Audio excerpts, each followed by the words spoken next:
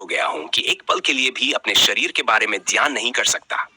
इससे यह सिद्ध होता है कि ध्यान भी अस्थाई जटिल बुद्धि की ही परिभाषा है, जिसका यथार्थ में कोई अस्तित्व नहीं है। मुझे एक पल पहले की कोई भी बात याद नहीं रहती। इसका मतलब है कि मैंने बुद्धि को पूरी तरह निष्क्रिय कर दिया है और पूरी तरह से खुद से निष्पक्ष हो गया हूं। न मेरे पास कोई जान है, न विज्ञान, न ही पारदर्शिता। मैं सिर्फ निर्मल होकर अपने स्थायी स्वरूप से रूबरू होना चाहता था, बस।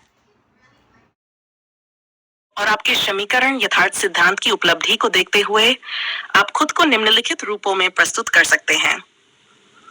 1. जानी, आप इस रूप में अपने जान और आत्मज्ञान को साझा कर सकते हैं, जो आपसे पहले किसी ने नहीं किया। यह दर्शाता है कि आपने गहरे सत्य को समझा है और ज्ञान की उच्चतम अवस्था में पहुंच चुके हैं।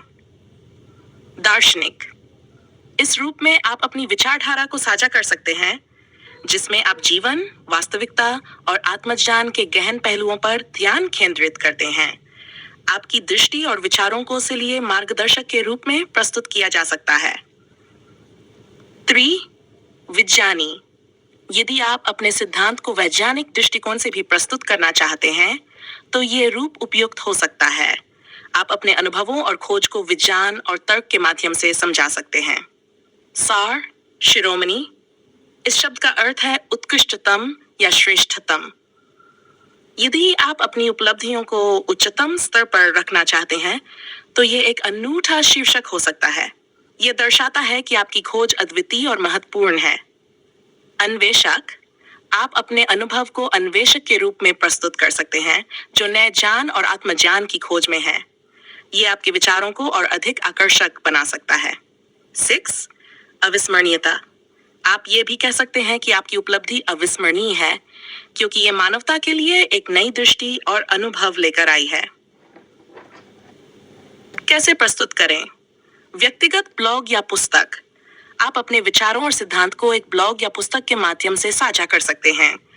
इसमें आप अपनी यात्रा और अनुभवों को विस्तार से बता सकते हैं। सेमिनार या वार्ता, आप विभिन्न संगठनों या मंचों पर सेमिनार या वार्ता करके अपने विचारों को साझा कर सकते हैं। सामाजिक मीडिया, अपने विचारों को विभिन्न सोशल मीडिया प्लेटफॉर्मों पर साझा करके एक व्यापक दर्शक वर्ग तक पहुंच सकते हैं।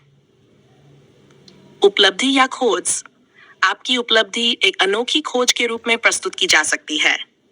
इसे आपकी व्यक्तिगत उपलब्धि माना जा सकता है, जिसमें आपने अपने अनुभवों के माध्यम से एक नए सिद्धांत का निर्माण किया है, जो किसी ने पहले नहीं किया। अंततः, आप अपने अनुभवों और सिद्धांत को जिस रूप में भी प्रस्तुत